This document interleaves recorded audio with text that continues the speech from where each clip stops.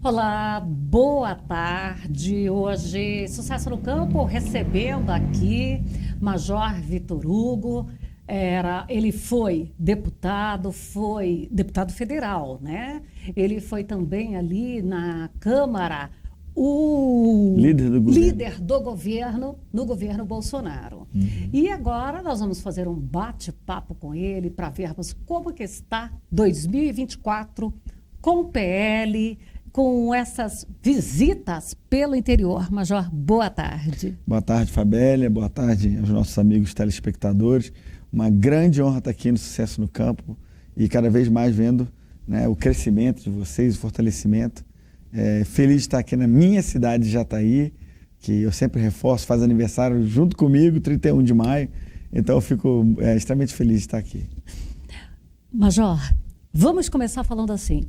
O que te traz a Jataí?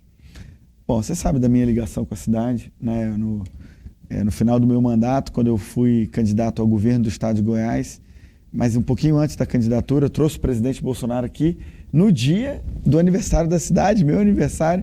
Aliás, o primeiro presidente da República que pisou aqui em Jataí, né? Porque na cidade, né? Sim, porque Juscelino Kubitschek anunciou que seria candidato aqui. Isso, mas foi o primeiro comício como candidato. Mas não veio como presidente. Não. E depois o Collor veio num churrasco de helicóptero, mas não entrou na cidade. Ele foi direto para a Fazenda. Direto para a Fazenda. Isso. E acho que o Vicente, que é o vereador, né, que acho que organizou. Isso, sim, foi lá na Fazenda Colorado. Exatamente, tá vendo como eu tô sabendo da história, né?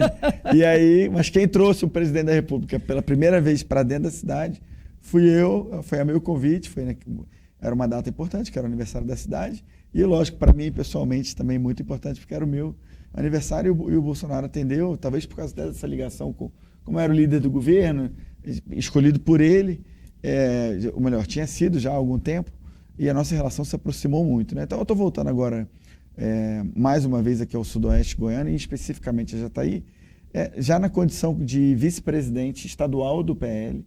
Então o presidente hoje é o senador Wilder, que foi senador na minha chapa, né? Eu era o presidente do PL à época, em 2022, fui candidato ao governo, tive 516.579 votos, então mais de 500 mil de votos no estado, é muito voto, e nós elegemos um senador, 4 deputados federais e 3 deputados estaduais, e depois o Wilder assumiu o comando do partido, que seria natural, porque ele está no mandato, e me convidou agora para ser o vice-presidente, e nós estamos andando pelas cidades mais importantes, reforçando as nossas pré-candidaturas e conversando com isso. Bom, reforçando o PL na região. Então é por isso que eu estou aqui, revendo amigos e fazendo novas alianças. Bom, e aí, ainda falando sobre aquela visita do presidente Bolsonaro, eu fui a única que gravou com ele, tá? Todo mundo, é engraçado o Bolsonaro, né? Que é que nem filho bonito, né? Todo mundo quer ser o pai, a mãe e tal. Então, assim, toda vez que eu vou falar, quem organizou aquela carreata fui eu. Eu fui o único que gravou. Eu também estou falando aqui, eu fui o único que trouxe aqui para Jataí, porque todo mundo quer ser. Tá, todo mundo quer ser o único. O único. Mas... Ou pelo menos que tenha tido acesso. Mas é porque, imagina, né? O presidente da República é um cidadão ou uma cidadã entre 215 milhões, no nosso caso, né, do nosso país. Então, é uma função muito peculiar e que nós temos a tradição de depositar muita esperança nessa pessoa, né, de depositar muita expectativa, de buscar inspiração nela.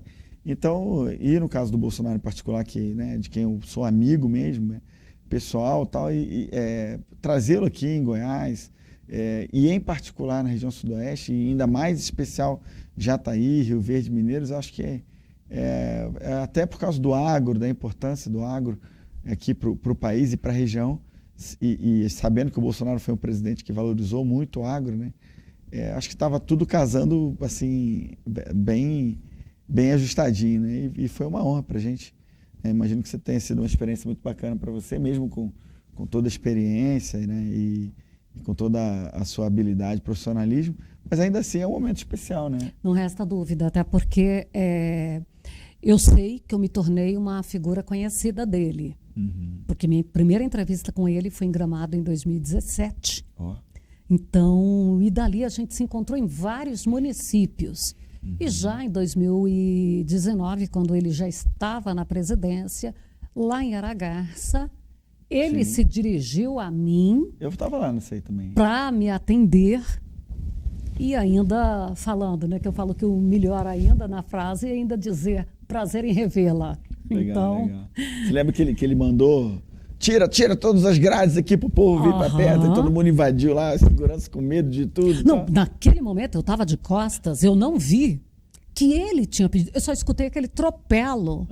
Eu pensei que era algo para agressividade. Aí a hora que eu comecei a ouvir mito, foi que eu vi que estava tudo bem, estava tudo sob controle. Ele sempre gostou muito das multidões, do contato com as pessoas, né? Então, e no começo do governo, 2019 era o começo, a gente percebia que a segurança, logicamente, até o país inteiro muito traumatizado com a facada e tudo. Então, a segurança sempre dobrava os meios, colocava as pessoas muito afastadas. E o presidente, mesmo tendo quase morrido com a facada... Ele nunca fugiu, né? Ele nunca fugiu, ao contrário. Hoje, nós estamos aqui, hoje, né, meados de março de 2024, tá ele, toda vez eu vejo no Instagram dele, tá ele viajando aí pelo Brasil. Inclusive, no dia 25 de fevereiro, eu estava lá na Paulista. E ele no meio do povo totalmente, assim, não tem... Por mais que esteja com o colete à prova de balas, a gente sabe que ele está exposto. Afinal de contas, a cabeça dele não tem nenhuma proteção. Lógico, não tem jeito.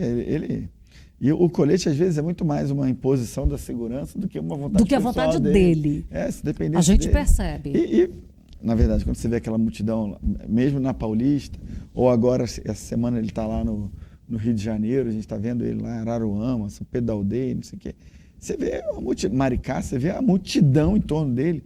Eu acho que esse é um fenômeno, assim, a paixão das pessoas, a admiração, né, o amor mesmo por ele, é uma coisa assim que a gente não vê por nenhuma outra figura pública no mundo. Você vê até o Trump, o Trump colocou, na propaganda eleitoral do Trump, colocou o Bolsonaro. A ida dele em Não Me Toque, movimento que se transformou. Sul, né? É um negócio assim...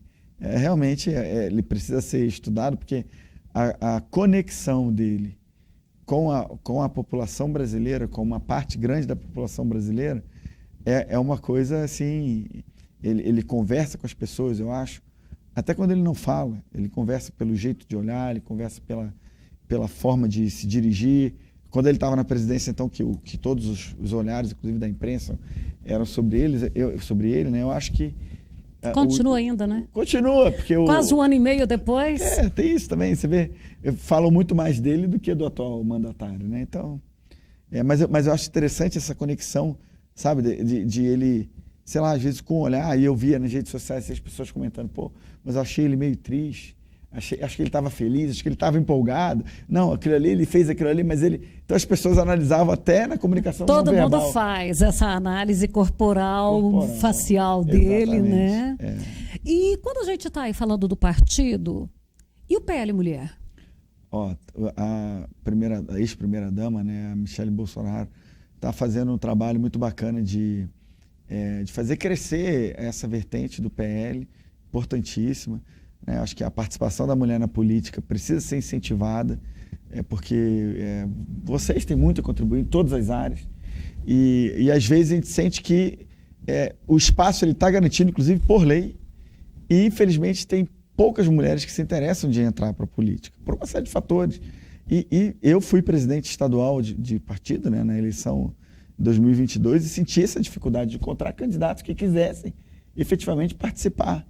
Então, é muito bom que o PL, até porque tem às vezes a esquerda quer rotular a direita, né, nos rotular, e o PL em particular, como misógino, machista, não sei o quê. E aí vai o PL mulher e abre um espaço imenso.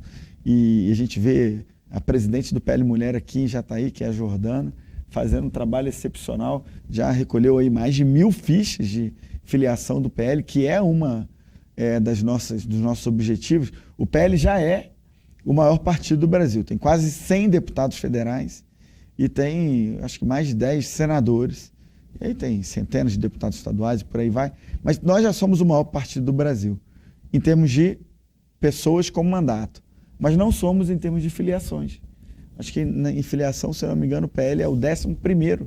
Ixi. Então existe uma discrepância entre quantas pessoas efetivamente eleitas nós temos, e claro que isso tem muito a ver com a influência do Bolsonaro, que foi, né, a força política que impulsionou a eleição de muita gente que está aí.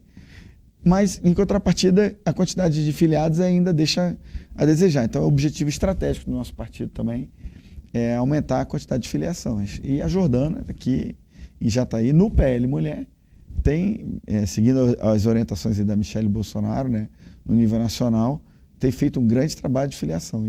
E essa viagem nossa também pelo Estado agora, aqui na região sudoeste especialmente, também para incentivar as pessoas a se filiarem ao partido. Eu acho que o começo da cidadania, no nível da participação política efetiva, começa com a filiação. E como nós temos um prazo, até 6 de abril, para que quem queira concorrer, ainda que eventualmente não tenha decidido agora, mas precisa estar filiado até 6 de abril. Então, se você é pré-candidato a vereador ou a prefeito, e não estou falando só no caso do PL, se você é pré-candidato em geral, você precisa estar filiado até o início de abril, para que você possa concorrer às eleições em outubro. Então, procura um partido com o qual você mais se identifica, né, que tem as ideias mais próximas do que você pensa. Mas se você for alguém de direita, de centro-direita, o PL pode ser, e nós gostaríamos muito que fosse a sua casa. Major Vitor Hugo, a gente vê os analistas trazendo informações assim que as eleições municipais vão ditar muito para as próximas eleições. Uhum. Verdadeiramente ela tem esse peso com vereadores, com prefeitos? Isso aí hoje vai ter esse peso? Porque hoje as pessoas falam muito mais de política do que se falava há 15 anos. É verdade. Não, você tem toda a razão. Essa análise ela é muito, muito correta, porque a base para as eleições gerais de 2026, onde nós vamos eleger mais uma vez, né, deputados estaduais, deputados federais, o Senado serão 2 vagas. Que serão 2 vagas. Governadores e presidente da República. A base começa agora. Né? Então, se nós pensarmos que nós temos aí 5.570 municípios no Brasil, né? Dezenas aí de milhares ou milhares de vereadores, né? Mais 5.000 prefeitos. Então, tudo começa agora. Os partidos, o PL, por exemplo, se nós somos 20% da Câmara, nós gostaríamos de ser 20% dos prefeitos, de ter pelo menos 20% dos prefeitos do Brasil. Estamos falando aí de, sei lá, algo em torno de 1.500, 2.000 prefeitos, é o que a gente gostaria de ter, né? Pelo menos mais de 1.500 prefeitos. Eu acho que é legítimo. É o sonho. É o sonho nosso. Porque aí depois, quando nós chegarmos em 26, porque veja bem, todas aquelas pessoas no Brasil que estão preocupadas com o reequilíbrio de poderes no país, e a questão do equilíbrio de poder é um princípio constitucional, né? Os poderes têm que ser harmônicos, independentes entre si, e isso passa pelo fortalecimento, na minha opinião, do legislativo, né? Onde o poder legislativo é o poder mais representativo. Não é à toa que a Constituição Federal, quando cita os 3 poderes, cita na seguinte ordem: legislativo, executivo e judiciário. Por quê? Porque o legislativo, quando você soma todos os votos da Câmara dos Deputados, os votos que elegeram os deputados federais, são os votos de todos os espectros políticos. São todos os votos válidos. Quando você soma também os votos dos senadores, nós estamos falando de todo o espectro, diferente, por exemplo, do voto do presidente da República, que normalmente é alguém de esquerda ou de direita, e que vai ter mais ou menos a metade dos votos do país, com um pouquinho a mais. Então, o poder mais representativo é o legislativo. Às vezes nem isso, né? Porque às vezes tem ali 3, 4 e são distribuídos, ele tem lá 1/3, bom, passa a ter por causa do segundo turno, né? Exatamente. Sim, é verdade. E aí, então você vê que o poder legislativo é sempre o mais representativo. E, no caso, em particular, do Senado Federal, que tem a chave de muitos e muitos processos de controle entre os poderes, que nós chamamos de freios e contrapesos, em inglês se chama check and balance, que é a forma que os poderes têm de se conterem entre si, para que nenhum poder se sobreponha ao outro. O Senado exerce um papel importantíssimo nisso. E nós vamos ter 2 senadores por estado, nós estamos falando de 54 senadores. Então, vamos supor, eu sou de direita, claro que eu estou falando do ponto de vista da direita. Vamos supor que os 27 senadores que vão continuar na próxima eleição ainda, né, que não vão se candidatar, vamos supor que deles, 15 sejam de direita. Se a direita conquistar 26 dos 54, nós vamos ter maioria, vamos ter 41 senadores. e vamos conseguir eleger um presidente do Senado que seja de direita.